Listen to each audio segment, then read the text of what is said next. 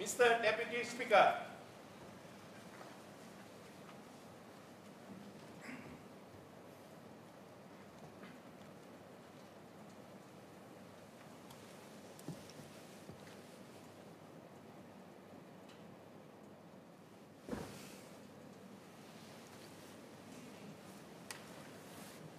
Order.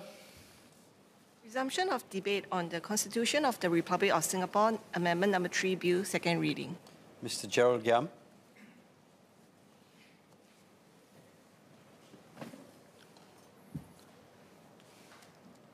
Mr. Deputy Speaker, the government has decided to repeal Section 377A of the Penal Code. Since these plans were first revealed, many Aljunied GRC residents have reached out to me to express their views about this issue. Residents spoke to me during my house-to-house visits, came to my Meet the People sessions, sent me WhatsApp messages, emails, and petitions, and wrote detailed letters explaining their arguments. Several invited me to their homes, where they gathered their friends and family to passionately express their concerns and urged me to raise them in Parliament. These included representation from members of the LGBT community who see Section 377A as a law that discriminates against them and victimizes them, and who support its repeal. I acknowledge these sentiments as they cut to the core of who members of the LGBT community see themselves. My constituents' feedback can be grouped into several, sometimes overlapping categories. First, there are concerns that the repeal of Section 377A will remove an important societal marker and open the door to an erosion of traditional values in our society. Second, some are worried that after this law is repealed, there will be a domino effect on other regulations and policies leading towards a normalization of homosexuality in our society, from changes to sexuality education in schools to more liberal media portrayals, and eventually the legalization of same-sex marriage. Third, many, especially those from the younger age groups, are concerned that as the societal narrative shifts, they will find it harder to freely express their own beliefs without being labeled as homophobic. They worry about getting cancelled or suffering discrimination in school or at the workplace because of their beliefs.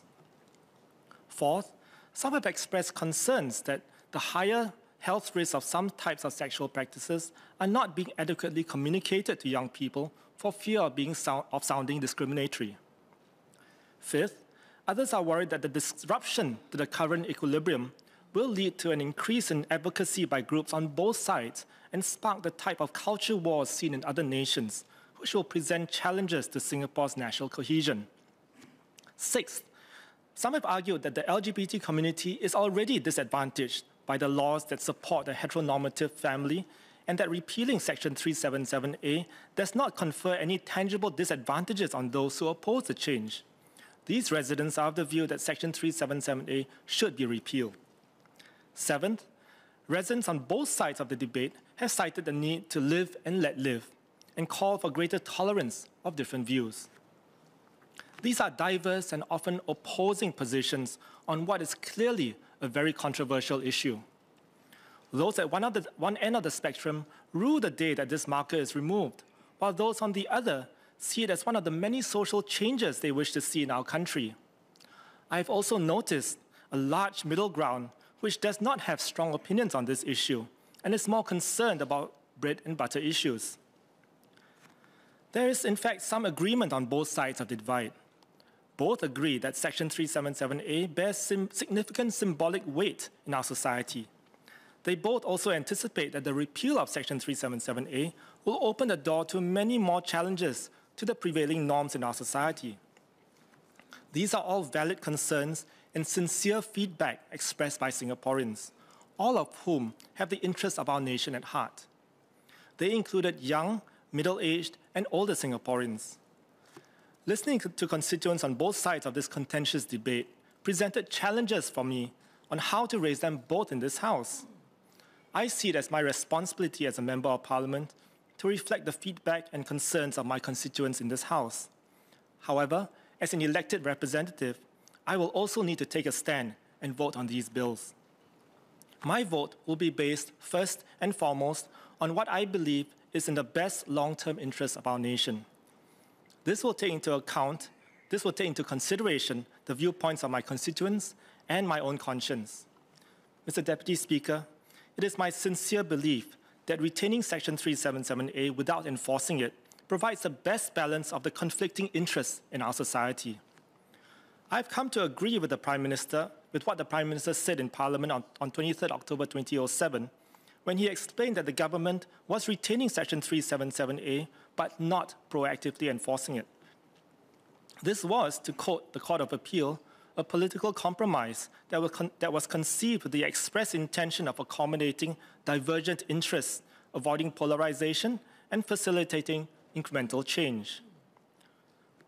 Attorney General Lucien Wong took further steps in 2018 by noting that the police will not proactively enforce Section 377A, for instance, by conducting enforcement raids.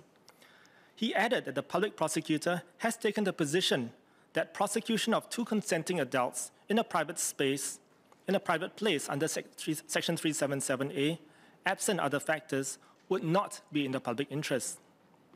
This assurance was strengthened when the Court of Appeal ruled in February 2022 that Section 377A is unenforceable in its entirety unless and until the public prosecutor of the day provides clear notice that he intends to reassert his right to enforce Section 377A proactively by way of prosecution and will no longer abide by the representations made by Attorney General Wong in 2018. Section 377A is therefore no longer a sword of Damocles hanging over men in same-sex relationships. They will not be prosecuted or convicted under Section 377A for consensual sexual acts done in private. Furthermore, Section 377A has never criminalized same-sex attraction between men or same-sex relations between women. The final reason for the vote I am about to cast is that my conscience does not allow me to vote in favor of a repeal of Section 377A. I am grateful to the Leader of the Opposition for lifting the whip on Workers' Party MPs for a vote on both these bills. This permits WP MPs to cast conscience votes on these bills. Sir, I entered politics almost 14 years ago because I wanted to contribute to the democratic development of our country and propose policies that would improve the welfare of our people. It is important to me and the example that I set for my children that I hold fast to the values that I have established to be true, without wavering because of political headwinds. While some, especially those in the LGBT community, and many of my friends, residents, party members, and volunteers may strongly disagree with my position, I hope that they will accept that these are my sincerely held values, which I am trying my best to uphold. My vote is not an attack on their values, nor a diminishing of their humanity in any way. Some have criticized me for allowing my faith to inform my vote in Parliament, arguing that the two should be kept separate. However, what one member, informed by their faith and conscience, believes to be in the best interest of the country in some issues may differ from what another member believes. This issue is certainly one of them. I have been told in my face by a constituent that he will not vote for me in the future because of my stand on this issue. I accept the importance that many Singaporeans place on the elected MPs' positions on these bills, to the extent that it would be a factor in their decisions at the polls. However, I hope Singaporeans will consider the broader issues at hand. There are too many important issues that affect the lives of Singaporeans for one's vote to be decided based on this single issue. Mr. Deputy Speaker, this has been one of the most difficult speeches to prepare. I was worried I might come across as prejudiced against members of the LGBT community. Hand on heart, I'm not. LGBT persons are human beings worthy of the same amount of love and respect that we accord to any other person.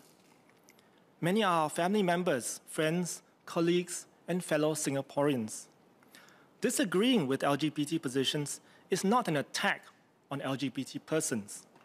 In fact, I hope that my speech will open up a platform for more difficult but respectful conversations on this issue.